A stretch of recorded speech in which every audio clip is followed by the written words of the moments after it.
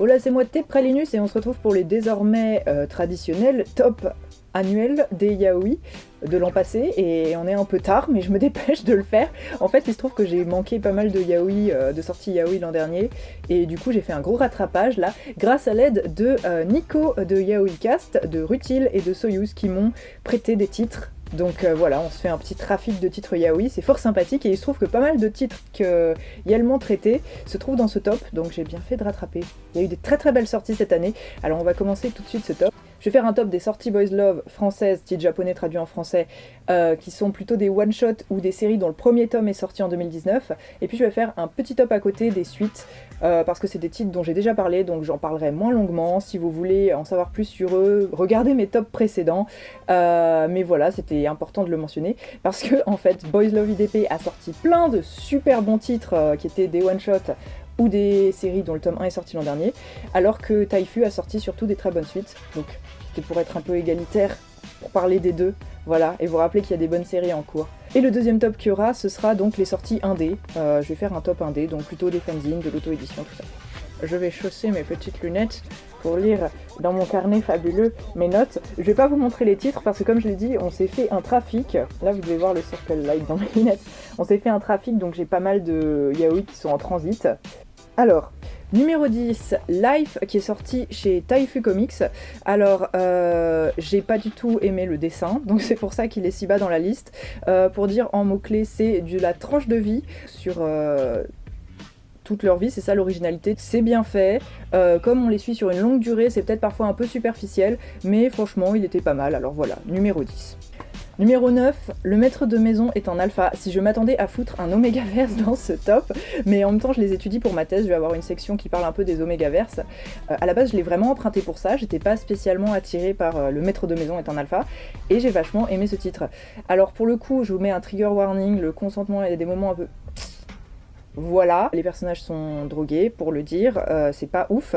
C'est un peu cheesy, les relations sont un peu superficielles, mais j'ai adoré. Le dessin est joli aussi, vraiment cool. Le revirement de fin, je vais pas vous le spoiler, mais franchement j'ai trouvé ça super original sur les dynamiques top-bottom et toutes ces bêtises, c'était vraiment intéressant. Y en a marre qu'on dise que les yaoi sont responsables des dynamiques ukeseme. Quand vous lisez les yaoi qui sortent en ce moment, il n'y a plus rien de ce qu'on peut voir dans Nomoni. En fait, ça a jamais été ce qui était majoritairement publié. En fait, c'est une petite période où il y a eu vraiment des top-bottom, codés top-bottom, ukeseme, machin.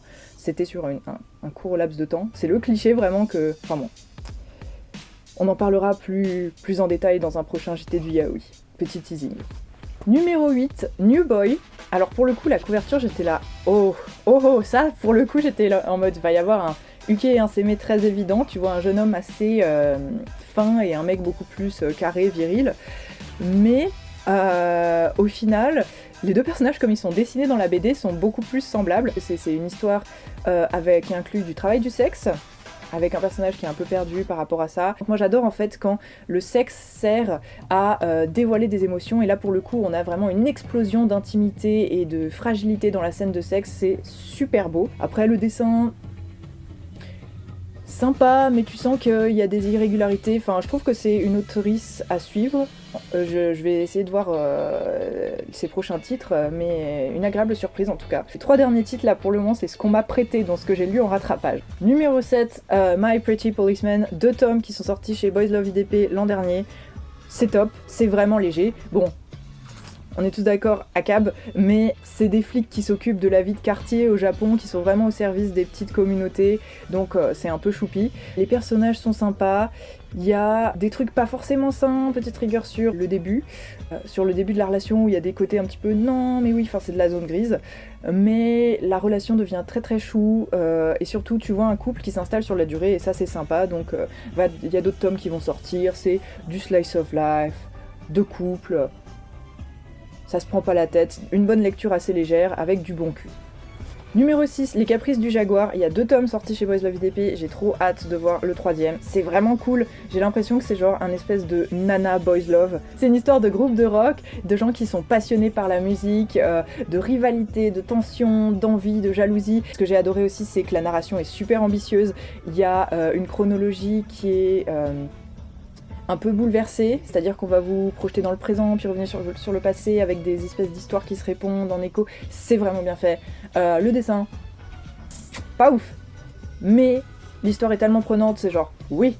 J'ai hâte de voir le 3e tome. Alors, numéro 5, Golden Sparkle. Alors, je l'ai préféré à Coup de foudre pour Cupidon de la même autrice. Pour les deux, quand même, c'est vraiment sympa. Le trait est très choupi. C'est des histoires de lycéens qui tombent amoureux. Je sais pas trop quoi dire de plus. Le gimmick dans Golden Sparkle, c'est que t'as un gars qui aime pas les filles et qui se retrouve dans un internat de garçons et qui connaît rien à son corps parce qu'il est un peu inhibé et l'autre va l'initier. Et la relation échoue. Voilà, dans Coup de foudre pour Cupidon, c'était un autre gimmick. C'est des petits gimmicks, mais c'est des séries qui fonctionnent. J'ai pas grand chose à en dire, à part, c'est mignon. Si vous avez pas peur des scènes de sexe, mais que vous voulez un boys love tranquille, c'est très bien. Numéro 4, c'est plus du tout tranquille, là. C'est pas du tout tranquille. Matka, le dessin est sublime. Le dessin est absolument sublime. C'est le premier argument. L'autrice a fait Centaures aussi, une série très très belle.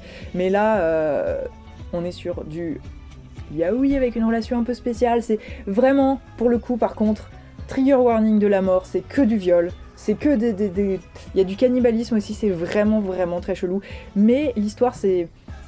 Rutil en a déjà parlé dans son top pour le JT du yaoi. C'est de la dark fantasy, il y a un univers bien construit, très intéressant. Un boys love ambitieux, mais qui va aussi vous demander de serrer les dents et de vous accrocher.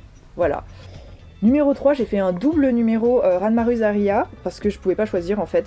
J'avais lu Coyote de cette autrice et j'avais pas été forcément super convaincue. Je trouvais l'histoire un petit peu lente. Mais là, il y a le recueil de one-shot A Sleeping Man and a Loving Man qui est sorti, vraiment très bon. Trigger warning par contre, W's Consent, c'est très la zone grise. Et Liquor and Cigarette, un one-shot, pareil, zone grise, mais très bon port. Un très beau dessin.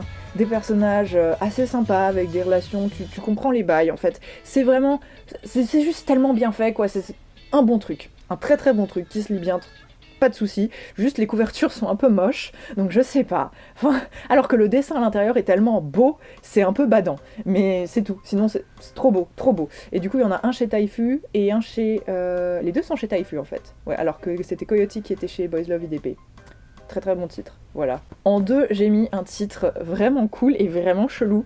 My Rumspringa, un boys love, qui se passe dans les années 80, qui se passe en Amérique profonde, avec un des héros qui vient d'une communauté amish. Alors ce qu'il faut savoir, c'est que les romances avec des amish, c'est vraiment un classique aux États-Unis. Il y a tout un pan de la littérature romantique, c'est romance avec des amish. Mais alors pour retrouver ça dans un manga, j'étais vraiment très surpris. Et t'as des classiques en fait de romance amish, mais c'est homosexuel, donc t'as ce questionnement en plus. Homosexuel dans les années 80 en plus, avec plein de références à la musique gay de ces années-là, parce qu'il y a un des héros qui vient de New York, donc... Je sais, l'autrice c'est genre très de la culture, hein. Elle a dû faire des recherches pointues sur le sujet, mais... Et elle a dit qu'elle voulait faire un truc qui est une ambiance de film des années 80, et franchement, comment c'est rythmé, ça se sent, c'est très cinématographique, le dessin est cool, franchement, My Rumspringa, c'est surprenant, rafraîchissant, un très bon titre. Trigger warning sur peut-être le côté, la communauté qui accepte pas l'homosexualité, c'est un peu sociétal quand même, mais voilà, sinon c'était assez chill. Il y a du cul. Il y a du cul dans tous les titres, hein, par contre. Hein. Moi, j'aime le porn. Alors, numéro 1... Alors là, c'est un petit peu genre big up à la moi des années lycée, quoi. J'aurais adoré lire ce titre à cet âge-là.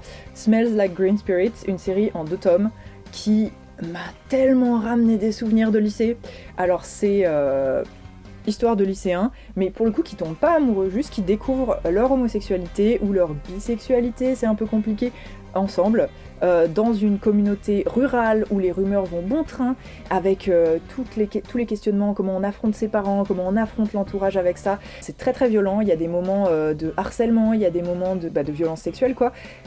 Mais en même temps, c'est tellement vrai, il y a quelque chose de brut et d'incroyable là-dedans. J'ai vraiment retrouvé le genre de texte qu'on écrivait quand on était à vif quand j'étais au lycée. Je pense que c'est parce que le manga date un peu, peut-être il date même de ces années-là, je vais vérifier, je vous mettrai en annotation.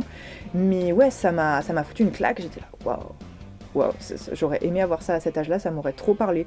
Ça m'a aussi un peu rappelé Koi Crush on You, qui était un peu dans les mêmes idées, avec de l'homophobie tout le temps dans les dialogues, mais en même temps, enfin franchement, c'était comme ça. Donc il n'y a pas à être safe quand tu veux parler de cette époque-là, quand tu veux parler de ces milieux-là, quoi. Ça va peut-être pas te faire du bien, mais perso, moi, ça m'a fait pleurer, en fait. C'était très cathartique, c'était beau, c'est un titre qui m'a marqué, et ouais, je le rec à fond, pour les gens qui sont un peu préparés, parce que voilà, trigger warning, vous savez à quoi vous attendre. Le dessin, pour le coup, je dirais, il est super expressif, il est un peu spé, il y a des côtés limite, des expressions à la GTO, des personnages qui crient tout le temps, et qui se permettent d'être moches, hein. J'en ai marre des bichis inexpressifs qui sont beaux tout le temps. Là, ils passent leur temps à gueuler, à faire des têtes pas possibles, et franchement, c'est cool. J'ai mon fond d'écran qui est parti. Oh non, reviens, j'avais mis Maud Aozuchi. Alors maintenant, on va passer au top des suites. Je vais essayer d'être rapide parce que j'ai déjà parlé de ces titres-là. Alors, suite. Il y a les tomes 3 et 4, je crois, qui sont sortis l'an dernier. Le Théâtre des Fleurs, d'une autrice qui fait tout le temps, Isaku Natsume, je crois, qui fait tout le temps des dynamiques de je t'aime mais je te déteste et machin, et des trucs un petit peu forcés, donc zone grise. Mais ce qui est intéressant et rafraîchissant, c'est que c'est une série qui se passe dans l'univers du kabuki, et on apprend plein de choses. Cased Heaven, trigger warning, que du viol, et en plus c'est pas du tout traité de façon traumatique et tout ça, pour le coup ça va être un yaoi comme ça, mais à partir du moment où tu l'admets, c'est une histoire qui est très prenante. En fait, je trouve que c'est construit comme un shonen, mais un shonen du viol, quoi. Au lieu de s'attaquer et de se faire des dommages physiques irréparables, ils se violent les uns les autres, et à partir du moment où t'as admis ça, ça se suit bien comme intrigue, mais faut être préparé, quoi. Après, je trouve que, quelque part, comme ils abordent pas le trauma, si tu l'abordes avec un minimum de recul, c'est moins violent à lire que quelque chose qui va être plus ancré dans la société. Jealousy de Scarlett Berico, toujours très très beau, toujours des relations d'abuse consent ou viol, ça se suit bien, c'est joli. Voilà, j'ai pas grand chose à dire de Jealousy. J'ai une très belle dédicace de Scarlett Berico ici. J'aime beaucoup son trait, c'est très beau. La suite de Given, toujours une très bonne série, allez regarder l'animé, c'est bien, c'est un groupe de rock, ouais, c'est bien, on attend le film, du boys love de qualité. Le tome 2 de Calendula of Limbo de Haji, je veux d'autres titres de Haji, c'est vraiment une très bonne autrice qui mixe bien le shonen, des mecs super musclés comme dans du bara et le boys love, c'est une histoire surnaturelle, c'est vraiment sympa. Calendula of Limbo tome 2, petite série en 2 tomes, fort cool, dans l'au-delà, allez-y. T'avais la fin qui est sortie l'an dernier de Escape Journey, alors pour le coup, du viol dans cette série, mais une série intéressante et qui s'inscrit bien dans la société aussi. Tu as notamment dans le dernier tome les deux héros qui prennent la décision de poursuivre leur relation même s'ils savent qu'ils vont avoir des difficultés avec leurs proches et qu'ils font face à leurs proches. Il y a des réactions plus ou moins décevantes, c'était très touchant. Voilà. Il y a des maladresses niveau représentation dans Escape Journey, mais quand même, il y a des choses vraiment très vraies et très touchantes. Love Stories, alors pour le coup là, c'est pas du tout dans la maladresse de la représentation, je crois qu'il y a même pas de cul dans ce Boys Love.